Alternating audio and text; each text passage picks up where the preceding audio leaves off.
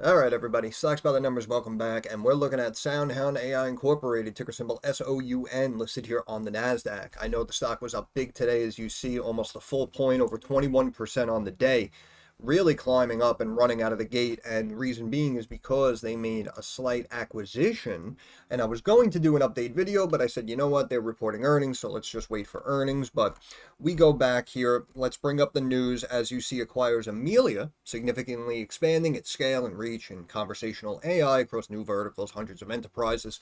And I know people listed in the Discord, some of Amelia's clients include some big tech names like Google, Microsoft, and whatnot. So even on that news now, with earnings coming out, SoundHound, obviously with that new revenue coming in, has basically immediately raised guidance moving forward. So the news itself was obviously positive. The stock started moving, and this is what I mentioned in a couple of previous videos. If you recall, I mentioned that in my opinion, with the company now having very little debt and holding a couple of $100 million in cash on hand, we could potentially see some little micro acquisitions along the way to slowly build up their umbrella of patents and IP. So right now, after hours, stock's up another 17 cents right now. 538's up about 3.25%. Immediately spiked up to 594. Got above this resistance trend line here on my screen, as you see. Kind of danced around. Looks like it's still kind of slowly heading upward, though. And I think you're still going to get a little bit of volume coming in because people a lot of people, remember, they don't sit here at the PC or look at their phone, from 8 a.m. to 4 p.m. Most people are at work and now they look at it now. So some people are seeing that sound was up big today, might have gotten above a key level that someone mentioned to them. And now you see that the revenue came in above estimates. So now you may have more people even piling in after hours. So we could potentially run this back up above this trend line, in my opinion, back above 560. And again, even with this run today, we're talking about a $1.7 billion market cap. And I understand they're bringing in, they just brought in about 13.5 million in revenue this quarter. Let's bring that up for you. So second quarter revenue, 13.5 million, beating estimates of 13.08 million. Adjusted loss 4 cents, beating estimates of a loss of 9 cents. Total revenue was up 54% on a year-over-year basis.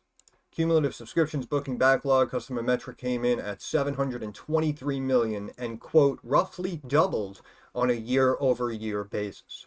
The company ended the quarter with a cash balance of 201 million. So very nice growing backlog. Revenue above analyst expectations. We're holding 200 plus million in cash. We just made an acquisition to now bring some other big tech names under our umbrella. And remember, now that SoundHound acquired Amelia and now has these tech companies under its name now, technically as its customers now moving forward, rolling into 2025, in my opinion, that may, it's not really a guarantee if it's going to potentially, quote unquote, open the floodgates for using SoundHound AI, voice AI for all of the major tech players, but it's a foot in the door, right? So potentially, for all we know, I know it's going to be an increase in revenue, but I think, in my opinion, I think they basically spent 80 mil to potentially get now these new customers. You understand?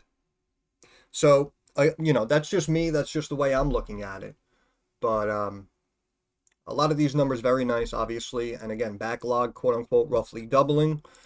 The difference we're seeing here, I know we talk about backlog with another company that recently seriously disappointed everyone, STEM Inc., right? The difference is SoundHound is kind of consistently, slowly, and steadily increasing their revenue, if you notice, quarter over quarter. And for the most part, they're consistently coming in above these expectations. So we're kind of seeing the exact opposite when compared with something like STEM. So I'm a little bit more optimistic now based on previous experience, looking at this growing backlog for SoundHound as compared to something like Sound. But, quote, this has been a milestone quarter, strong customer momentum. Yep. We believe demand for voice conversational AI is increasing, committed to strengthening our leadership position, growing market.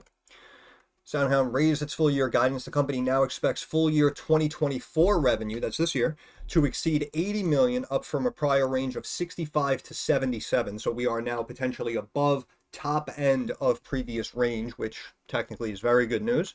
SoundHound also said it expects 2025 revenue to exceed 150 million. Quote, we continue to realize strong growth in the second quarter while meaningfully improving our capital structure, accelerate our organic bit while capitalizing on high impact mergers and acquisitions. Shares were up a little bit after hours. Beautiful. So they also said, I think they were saying they were going to see maybe like around 50 million from, hold on one second, bear with me.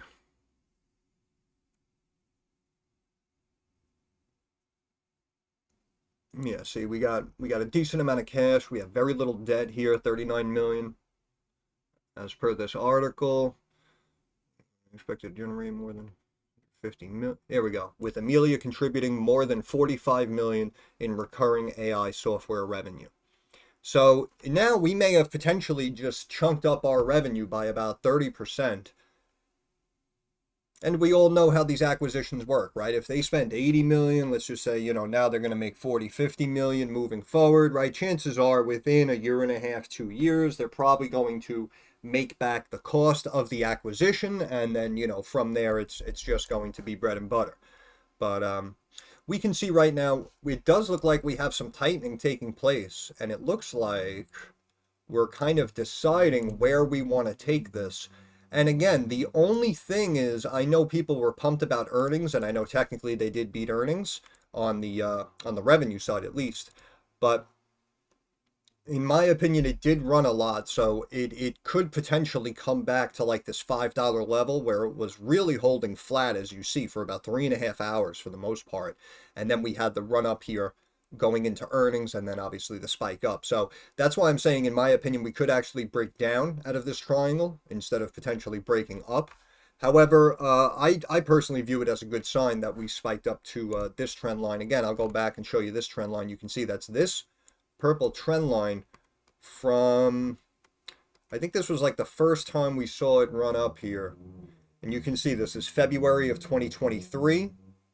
And that was going across here. You can see, again, the big green candle and how we came down and tested this level right here. I know it's hard to see. I have a lot of trend lines. But you can see right there, those two red candles coming up right to that trend line. Then you can see the bounce off of it. And then you can see the rejection off of it, the rejection off of it. So that's why, in my opinion, I drew that trend line out. And technically, that was a nice little resistance trend line that you can see. We immediately spiked up above it. And I know a lot of people were saying, oh, you know, it was a little small squeeze that potentially took place, and then you had a lot of profit taking. Obviously, stock just went from, you know, 1.5, 2 up to 10 plus, and then we pulled back here and started to trend upward. So that was our support trend line for the most part, kind of drawing across the bottom here. But this level, in my eyes, seemed like a key level, and you can see after hours the way it came down, and look at that, like that candle right there came right up to this trend line to try to reclaim it after breaking above it and then coming back down. You can see it tried to retest right there at the trend line and then rejected and started to pull back. So in my opinion, there's a key level, looks like around 560, but stock hit 594, and that was right near, as you see, right near the top Bollinger Band there on the daily of 597. Stock hit 594. RSI essentially middle of the road here at 56 on the daily. The MACD started to curl to the upside here, and obviously we had a big update today when we're up after hours, so we could potentially start heading back, and if it crosses to the upside, we may just skyrocket straight up to the high sixes, maybe 7 plus. So we'll see what happens over the next couple of days as Wall Street kind of digests this news. RSI on the weekly, basically middle of the road here, 54.5. Top Bollinger Band on the weekly, 602, which is why I'm saying we could potentially kind of retest like that 595, 597 level, and then maybe kind of flash break through into the sixes, and then we'll see if we hold from there. But let's check the pivot points real quick, and I'll let you go. So we can see here on the weekly, next resistance level 687. And that's why I said, in my opinion, we could maybe break up and break out to the high sixes and potentially the low sevens again, but only time will tell. Here on the daily, you can see 512. Yeah, we got above that level. Yeah, we were above that level throughout the day multiple times and then reclaimed it even going into this earnings report. And then again, in my opinion, I understand you can make the argument, well, the loss kind of more than expected, and they just spent 80 million, so we got to bring them down a little bit.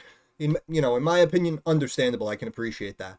But also, I state that in my opinion, these younger state of infancy, especially tech companies, what you want to see is the growing list of clientele and kind of steady increasing revenue, right? And that's why I feel when this earnings report, when an earnings report like this comes out for something like SOUN, I personally feel that the revenue trumps the EPS. But that's just me. That's just the way I'm looking at it. But again, raising guidance for this year and looking for 150 plus million next year, with Amelia now coming in on the acquisition and adding a nice group of new potential clients. And whatever they said, 45, 50 million in revenue now moving forward. Not too bad, not too bad. So we'll see what happens now over the next couple of days and what it does here after hours as well. And you can see we had the tightening here basically in the triangle, and you can see the stock just dropped down and spiked up a little bit. So we could potentially retest this 529 right here. Let's check some fib levels. And you see maybe the next one, 521 and 512, which was this daily pivot point right here, 512, that the stock just got above going into these earnings. So we'll see. We'll see what happens. Wait, this was mid-July. Let me see something.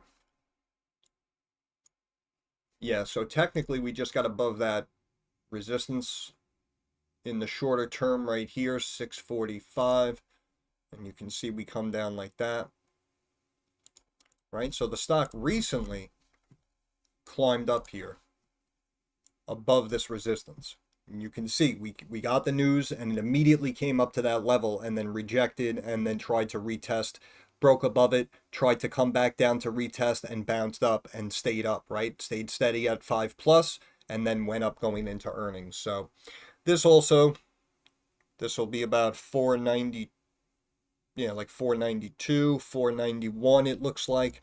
So we do have a couple of tight price levels to keep an eye on here for SOUN.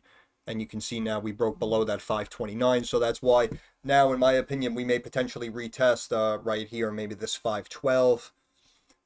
So could kind of go either way here, because you technically could make an argument for either direction.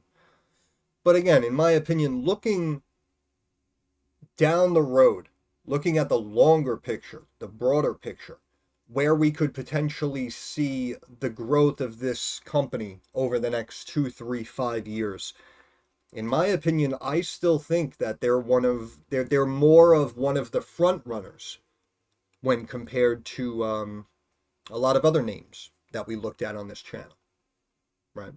But again, that's just my opinion.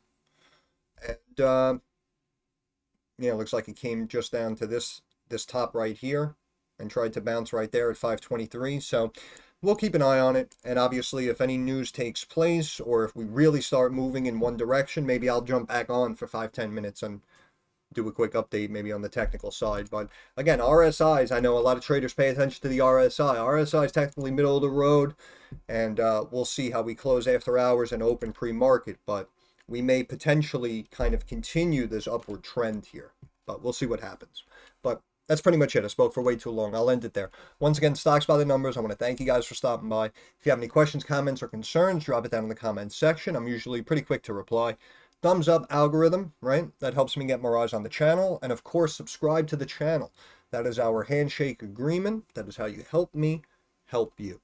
But more importantly, moving forward, like I always say, I understand that markets are rocky, they're volatile, they're very uncertain. One day we're down 1,000 points, then we start to reclaim that value. Are we going to drop now 1,000 points tomorrow? Are we going to continue up, 400 or 500 points and everything's fine again? So I understand it's extremely stressful. So I want to wish all of you success. I hope everyone makes a couple of dollars. Thank you for your time. Have a good day.